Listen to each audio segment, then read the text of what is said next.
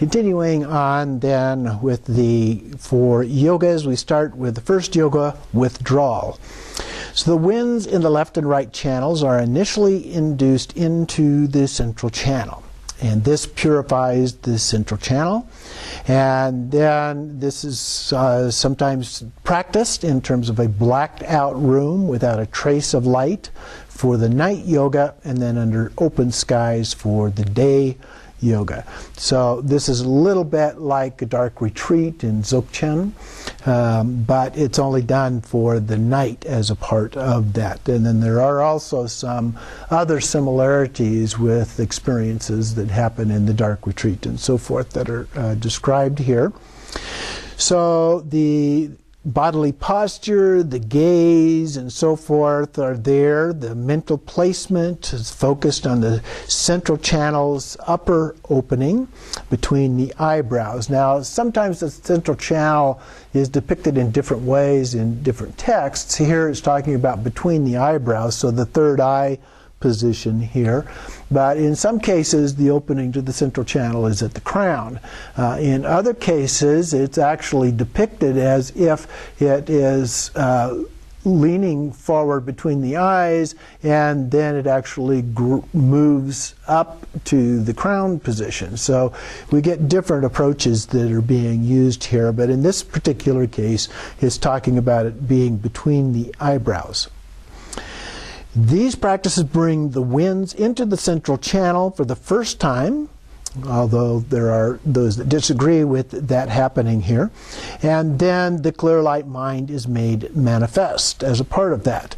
And then there are 10 different signs that appear here. These are very similar to some of the signs that we see in the Bardo of Dying. Here we have, it lists smoke, mirage, and so forth. These are very similar, but there's a list of 10 of them as opposed to the 4 or 5 that we typically have in the process of the Bardo of Dying. So there are some other ones that are included there. Next we have the second yoga, meditative absorption. So here withdrawal refers to the withdrawal of the 5 senses, and they are replaced with celestial senses. So instead of seeing them literally, the way we normally would with the ordinary mind, then what we would do is we would visualize them. I think of it as being like a daydream, or the way that you would visualize a deity in doing a deity practice normally. That you just visualize them with your imagination. And so makes a comparison with Guhya Samaja, where the senses withdraw into their objects to be enjoyed as expressions of bliss and emptiness. Now, oftentimes in Tantra practices or deity yoga practices, what we do is we visualize them in a way that we see them a little bit like a rainbow, is often compared with being like a rainbow. But also, when we're doing shamatha practice, we talk about shamatha practice, and when we talk about the different levels of shamatha practice learned by the Buddha in his early practice before he became enlightened, one of the stages of shamatha is one in which you literally join in union, not sexual union, but a union with the object of focus. So if this is my object of focus here, then I become one with that particular object, if you will. That's what is being referred to here. The first 2 yogas, the clear light mind is made manifest and merges indivisibly with empty forms, particularly the empty form appearance of Kalachakra and his consort. So these 2 yogas are known as the Body Vajra meditations and have some resemblance in Guhya Samaja with body isolation. So both of them focused on the body level here. The third yoga is pranayama, And the goal here is to bring the winds fully into the central channel and block off the left and right channels. So once we get the winds into the central channel, we don't want them to escape somewhere else. The goal of these practices is to be able to control those winds, those energies, if you will, and the drops or aspects of mind that ride on those winds. And so we don't want them to be able to move in and out of these various channels, or at the chakra points where we have all of these branches or petals, then they could potentially escape at those points as well. So we want to gain control over all of that.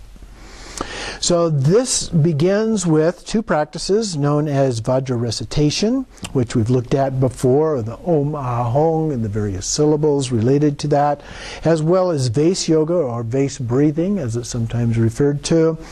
Vajra recitation involves the incoming and outgoing breaths traveling through the central channel, and are identified with mantra syllables, typically Om Ah Hong.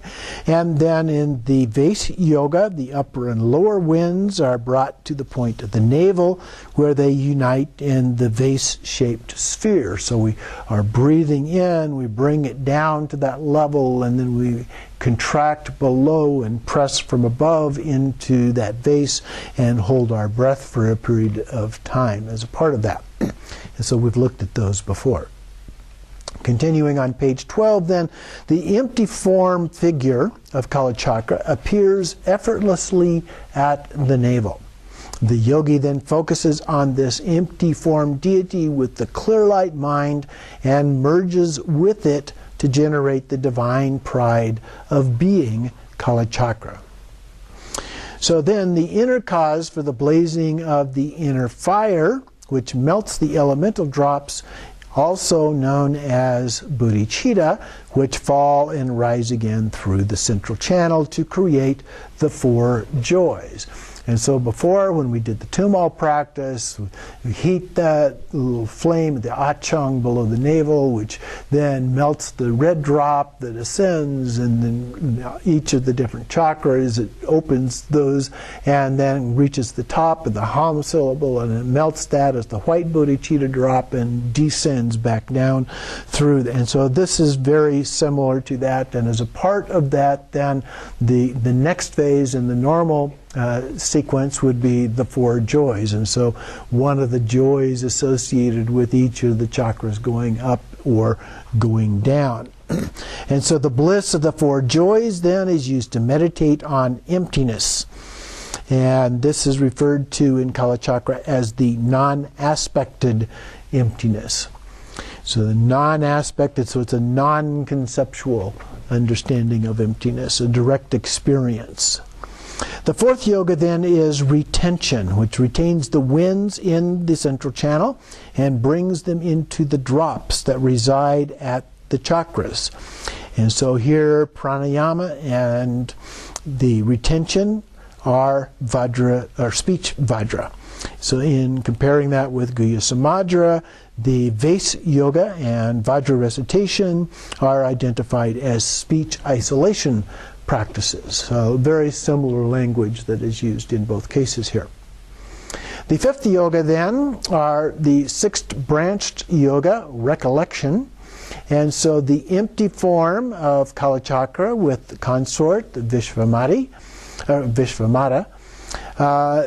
is now recalled and develops into the actual phenomena. The yogi ignites the fire, the inner fire or tumo, and generates the bliss of the four joys by way of the Vase Yoga, or relying on the two types of consort. So this would be the real consort, the Karma Mudra, or the visualized consort, the Jnana Mudra. So either of those are acceptable.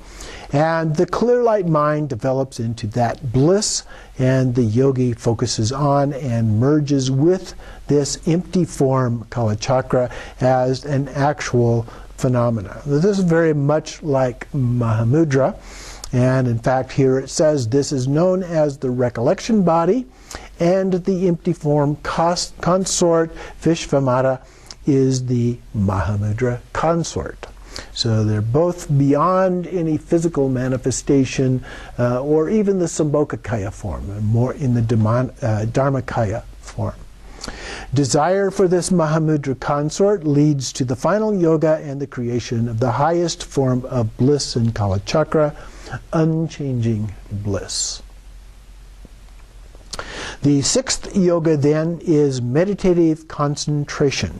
Now that's a phrase that is used in many different contexts, particularly talking about forms of shamatha, whether it's shamatha with signs or shamatha without signs, any of those. But meditative concentration is an important aspect of being able to do meditation. So you're able to concentrate and stay focused, shamatha being single-pointed calm abiding, so being able to focus our attention and remain there in a calm state.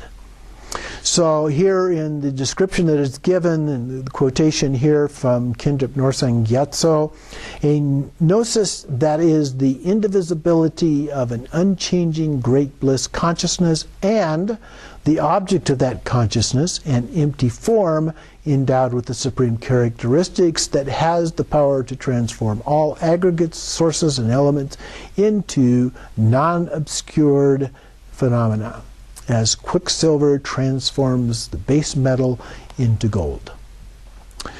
So this describes this union of the Mahamudra consort that brings about this stacked arrangement of 21,600 bodhicitta drops in the central channel. And this is sometimes compared with the number of breaths that one takes in a 24-hour period. And then these create a similar number of instances of unchanging bliss. So with each of these drops, there's this sense of unchanging bliss that in return consume proportionate parts of the material body and gradually transform it into the empty form body of Kalachakra. And then at the same time, this destroys its share of the perception that holds to the true existence of phenomena. So the idea we've talked about before, that we believe all of this that we visualize and otherwise experience as being out there and being real in some form. So when we talk about emptiness, and the first explanation given by the Buddha, that emptiness is the lack of inherent existence. So it's exactly that we're referring to here, that true existence is the actual existence of something, and emptiness basically that there is no such true existence in that sense, although in Tantra, when we get to the ultimate level, we do say that it does exist, but particularly from the point of view of the Prasangika, we cannot say exactly what it is. We can only say what it is not, although we refer to it as being.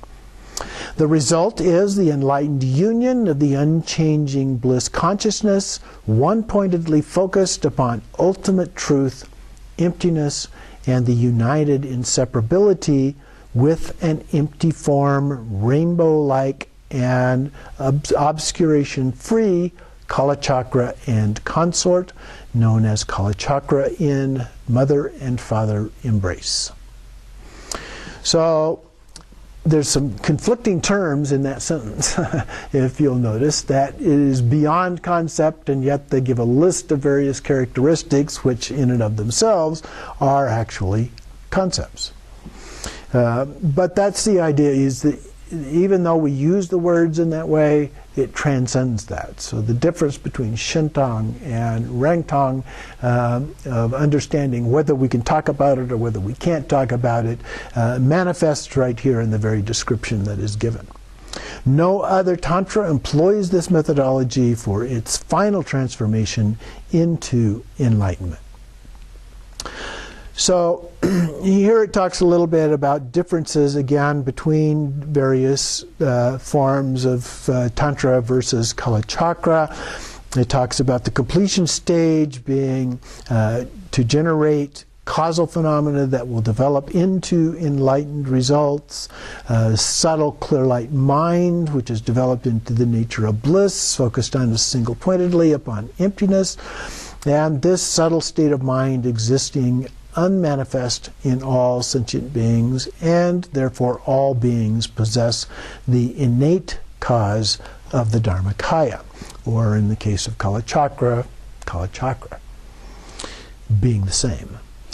Other highest yoga tantras present an illusory body developed from the subtle or primordial wind that act as a mount for the primordial clear light mind as the basis for future enlightened form of the yogi. In Kalachakra, the subtle clear light mind is the basis for the development of both Dharmakaya and Rupakaya. So that's a little bit different in the way that it's described, but not dramatically so, because in the other ones it talks about the Dharmakaya as the ultimate nature, but if you have Dharmakaya, you also have Sambhogakaya and you also have Nirmanakaya. So all three aspects of those three kayas are considered in the other ones to be there as well. So the difference is not so much of a difference as it might otherwise appear to be. In the Kalachakra literature, the subtle or primordial wind is not mentioned at all. So now we move on to the Jonang tradition. We haven't talked about that yet, but the Jonang tradition is a branch of Buddhism, Tibetan Buddhism, that was formed in central Tibet, and around the time of the 5th Dalai Lama, I think it was actually the 5th Dalai Lama himself, when he was trying to consolidate some of the authority within Tibet, one of the things that he did was take a rather wrathful approach to the Jonangs, and as a part of that they were told basically you convert to Gelugpa or you will be threatened with your very life, and or renounce being a monk or nun. And so anyway, we have this rather nasty phase in the development of Tibetan Buddhism, which has since been reconciled. The current Dalai Lama, the 14th Dalai Lama, has now recognized the Jonang, which was not totally destroyed. There were a few remote monasteries that were not torn down as a part of that movement by the 5th Dalai Lama, and survived. And their primary practice, their main tantra, has always been the Kalachakra. And so they have survived with that, and so the Dalai Lama has now recognized them as one of the main branches of Tibetan Buddhism. So Dolpopa is one of the founders of the first Jonang monastery in central Tibet, and it resulted in a rather different kind of an approach as a part of this. And so the phenomena existing innately in all beings, that is pure of all defilement, untouched by desire, anger, and ignorance, is the very essence of our being. Now that's not in and of itself all that radical. Buddha nature is described very much in a very similar way from other sources, the Uttara Tantra, talking about Tathagata Garbha, or our Buddha essence, for example, Havajra Tantra, and so forth. Kalachakra tends to use a little bit different language, describing things as these empty form images. On one hand, empty form sounds like a paradox, a contradiction between each other, but if you go back to the Heart Sutra, you think emptiness is form, form is emptiness. You can see that, in fact, we can understand those in a different way, a transcendent way in which both are available to us. Dolpopa asserted that this Kalachakra Mahamudra empty form is the tantric form of the Buddha essence, as taught in the third turning of the wheel. And this Buddha essence was held to be ultimate reality. And so it became known as Shentang, or the emptiness of other. And this was in opposition to the ultimate truth referred to by those that used Rangtong philosophy, emptiness of self. So we have Shentang, emptiness of other, and Rangtong, emptiness of self.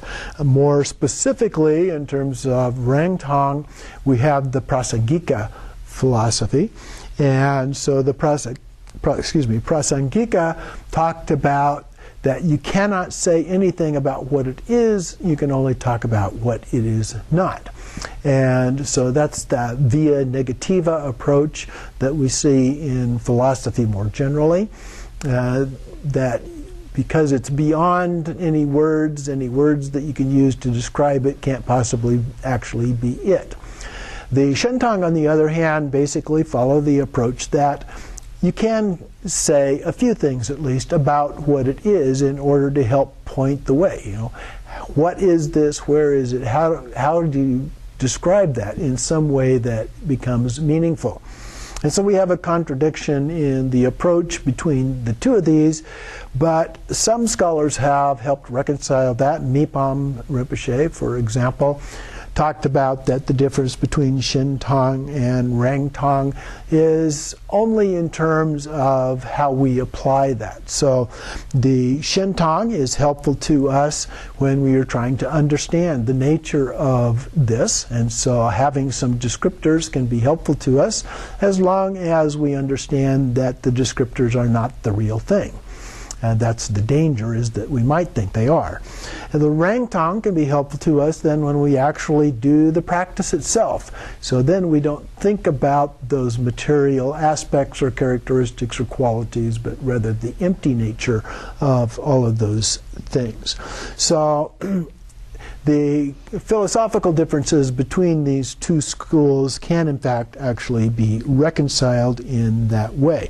But continuing on in the text here on page 14, it goes on to talk about how the Gelugpas and the Sakyas basically or primarily focused on the Rangtong approach, and other schools, particularly in this case the Jonang, focused on the Shentang approach. The Shentang approach is more consistent with Dzogchen, so the Nyingma school, and to some degree the Gelugpa school, or excuse me, the Karma school as well, Karmapa, and in that order.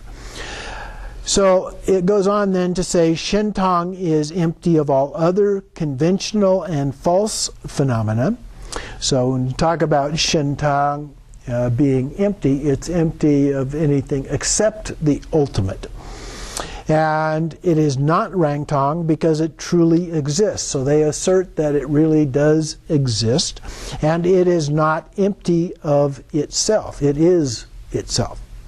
All phenomena other than Shentang must be Rangtong because they are false and only imputed by the mind. So they say that it is not actual reality because you can't say anything about it. As a result, how is that ultimate reality if you can't say that it is even ultimate reality in and of itself?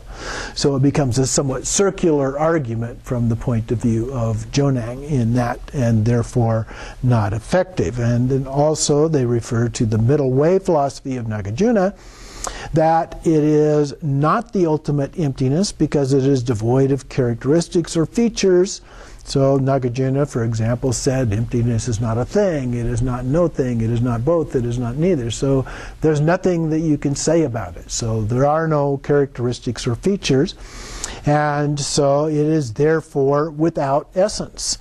And if it is without essence, then how can it possibly be the ultimate? And whereas Shentang itself is known as the great middle way. So they add the little adjective in the front of that to try and differentiate it from other descriptors of the middle way. But as hopefully I have been able to point out as a part of this, the difference between the two are relatively minor differences. If we understand what those differences are, then we should be just fine. In Tantra, Shentong is, from the Jonang point of view, Shentong is hypothesized as the meditational deities, in particular Kalachakra and his consort. And so the ultimate is actually the deity in this case. And so we have this difference between the two here. Much of the Rangtong-Shentong debate centers on the meaning of the Kalachakra term empty form or emptiness form, which is linguistically close to the term emptiness and used as a synonym of ultimate truth. In fact, we use a number of different synonyms for ultimate truth in Tibetan Buddhism. So the Gelugpa Rangtong Tantra tradition in general say that the Kalachakra literature, the term emptiness, sometimes refers to conventional truth, empty form, and not always to ultimate truth, emptiness. So now we're kind of jumping around here in terms of what we actually mean by the term.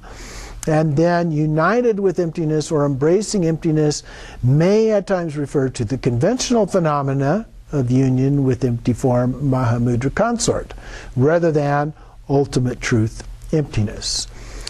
So it seems to me that we're kind of playing games here a little bit with what we consider these things to actually be. So we're using the terminology in multiple ways depending on the particular context and what we choose that to mean in that context.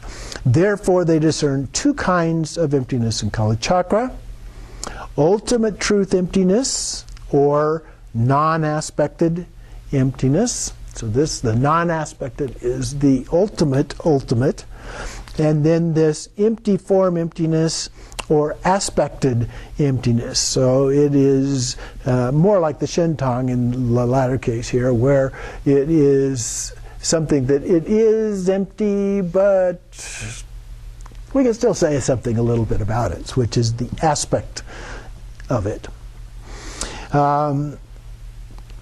Some commentators therefore say that emptiness in the term bliss and emptiness, when found in Kalachakra literature, refers to the empty form Mahamudra consort. So that's a little bit backwards from what we sometimes see this. So then the bliss in bliss and emptiness is on the ultimate truth or non-aspected emptiness. Those usually are reversed from that. So you can see how this gets to be a little bit confusing in terms of the terminology here. Opponents of the Shentong view also assert that early Indian Vedanta and Samkhya non-Buddhist philosophies, concepts of the all-pervading, indivisible, and causeless phenomena that represents the final and truly existent reality, and that exists as a findable phenomena separate from conventional appearance.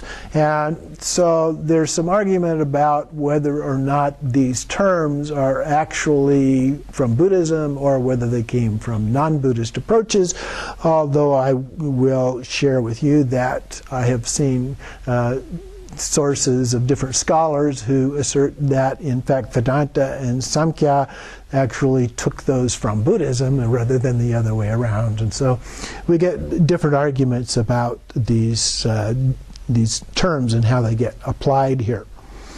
So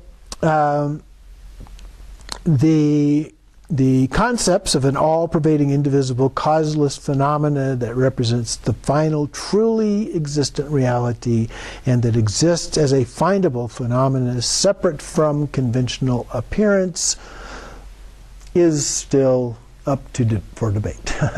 But it shouldn't cause us any concern, because the idea that there is something that is ultimately ultimate is what we're looking for here. And whether we label it, whether we attach to that various terms that are helpful in our understanding or not, or we're able to transcend those terms, I think is what is important here. So the last section here in this chapter has to do with the astronomy of Kalachakra. I think here it's important to differentiate that Here we're talking about the science of calculating planetary and stellar movement to provide a measurement of time. And Kalachakra means wheel of time, so there's an important connection here being made as a part of this. We are not talking about the usual use of the term astrology as we use it in the West, and especially these days. And so the distinction here is that it's more of an astronomical measurement of time rather than an astrological measurement. But at the same time, there are some other connections that are being made between that outer world and the inner world of the body. And so there's a term in Kalachakra that says, as without, so within. And that term refers to these connections that are being made between this. Tibetan masters of Kalachakra posit two systems of astronomy, the Siddhanta and the Karana. And it talks about these a little bit here, but then it goes on to point out that the Kalachakra astronomy has formed the basis for subsequent development and the calculations of the 60-year cycle, lunar months, years, equinoxes, eclipses, and so on in the Tibetan calendar. But then they go on to talk about two additional branches of the tradition that have developed. Those are not too important to us unless you're getting into how to actually calculate those terms in terms of the Tibetan calendar, or if you get a Rigpa calendar or one of the other calendars that includes those, just understand that this is what they are using to actually make those calculations. So we're going to take another short break here.